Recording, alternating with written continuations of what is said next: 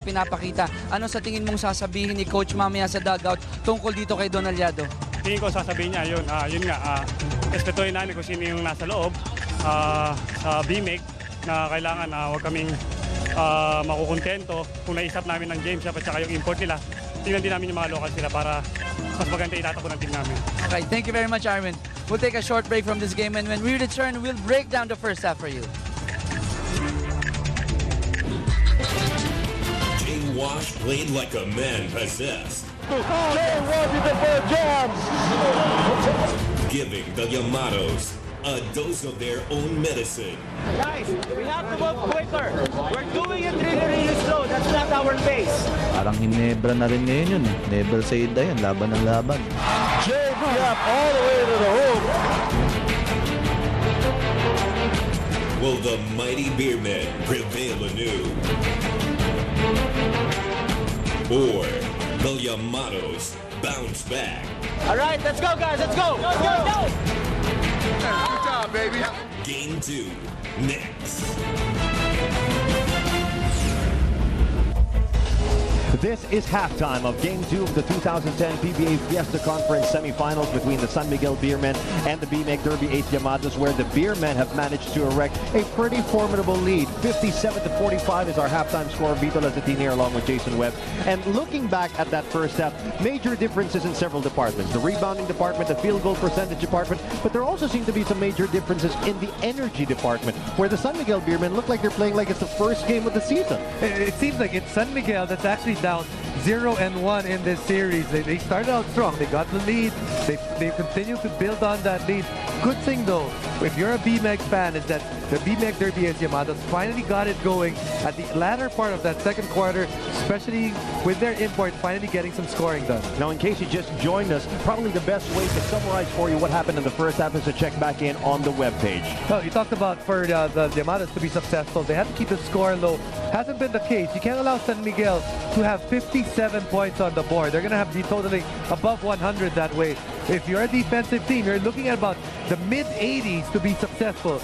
Next up, to start and to sustain the energy. They weren't able to start well. We just talked about it right now. They didn't start the ball game very well. The lead went to San Miguel early, and they weren't able to sustain the energy. Good thing for them, they were able to steal that second quarter courtesy of some fast break opportunities. And finally, get some scoring help. They did get that. Don Llado, 13 points for his team, but still, they're going to need some other guys to step up. Names like Canaleta, Yap right there, they need to get some points on the board for their team. And on the flip side, what have the Beermen done right? Well, let's check in on the webpage on that. Mostly, they've done most of the things right. Starting off, they needed to share the wealth. They've had 12 assists so far. That's going to be 3 more than their average if you total that, because they average 21 a game, so they should be about a 20-plus range if they continue with that pace. Plus, that's 4 more than the Llamados. Next up, they have to dominate the boards, and well, just switch that around. We dominate the boards underneath. That San Miguel has 31 rebounds compared to BMeg's 15, and finally field goal shooting 54% for the Beermen and only 36 for the Llamados. Well, one thing that the San Miguel Beermen have not given the BMeg Derby 8 Llamados is their three-point shot. 0 for 7 after the first half for the Llamados. Let's see if the story changes here as we are now underway with our third quarter. Washam and James Yap. Still heavy coverage here from Don Ontiveros, but he stays aggressive and gets rewarded with a potential three-point play. James Yap, after that halftime break, knows that he has to find a way to create for himself. There, creates the contact and enough upper body strength to finish that hoop.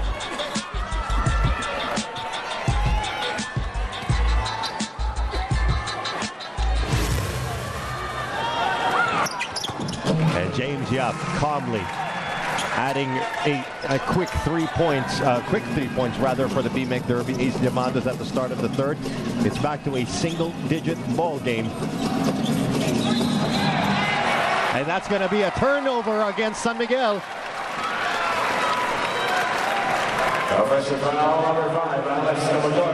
Good sign if you're a BMeg fan right now. You just scored on one end, and then a little bit of energy there being shown by Paul Artadi with good defense.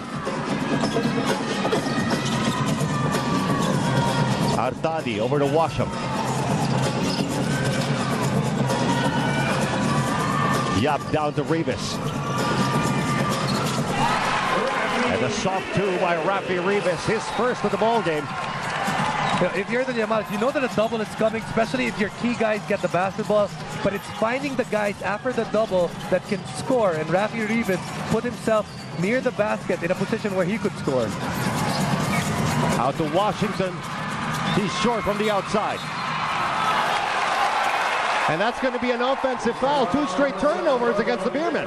And 3 straight fouls in a matter of 1 minute and 12 seconds. All the way of San Miguel.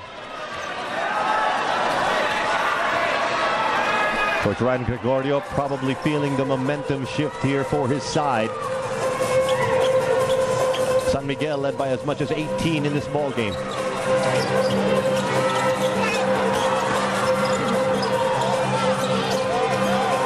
Now Washam, covered by Arwin Santos. Cross court to Artadi. 5 seconds left. Artadi from the outside. It's back in the hands of Artadi. And it's a foot race for that loose ball. It's back to the Beermen. Santos hangs in the air. No. A credit Paul Artadi not giving up on that play. Make it hard for Arwin Santos. Now another chance for the Llamados. Washam inside. Finger roll. 3-point play coming up.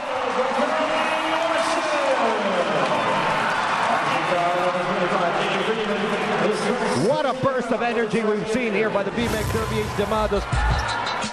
And we haven't even seen 2 minutes go by in this third quarter. Everything has gone the way of the Llamados here in the second half. Fans are getting behind them right now. The energy pointing the way of the Llamados, and you can see it right there with their coach. 2 3-point plays finished off by the BMeg Derby H Llamados, and they've cut this lead to 4, 57-53. We'll be right back.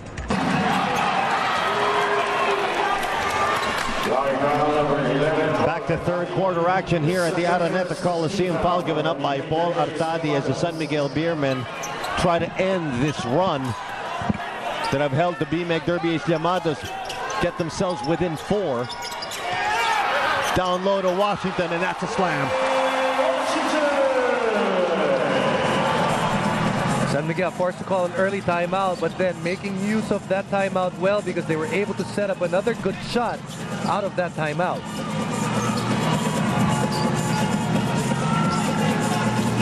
Washam moves in, tries to get it to Rivas, but it's taken away, and that's going to be a foul. All players, please receive in the shaded area in front of your respective benches. Now they're going to take a look at this, but you know, there are instances where you just have to give up a foul and you're not even trying to hurt somebody. So let's see what Fingers tried to do, because he knew it was a fast break situation going the other way. Now that's not even nowhere near a flagrant foul.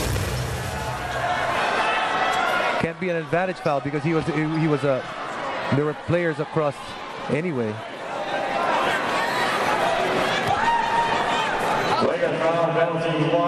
So it's been deemed a flagrant foul, 1 by our officials. The thing there, I believe that's the 3rd on the team. Would that make it 5 or 7 minutes already on the bench? 5 minutes. But because I believe that the explanation for a flagrant foul is that you actually don't go for the ball, but then sometimes you just have to give a duty foul that you actually don't go for the ball. Which was not necessarily malicious. Yeah, yes, exactly. And the only time that you actually go for the, you get called for a foul, and you don't, 90% of the time when you get called for a foul, you actually don't go for the ball. Or at least 70%. It's a tough call because you want to stop him. Well, Pingris will have to argue his case from the bench here. Let's take a look at what just transpired. This was the steal, and then this was the foul given up by Pingris, which has just, in case you missed it, been deemed as the flagrant foul 1. So Rico Meyerhofer is going to have to step in for Mark Pingris, while Gabe Freeman, wow, his free throw problems continue here in this ball game.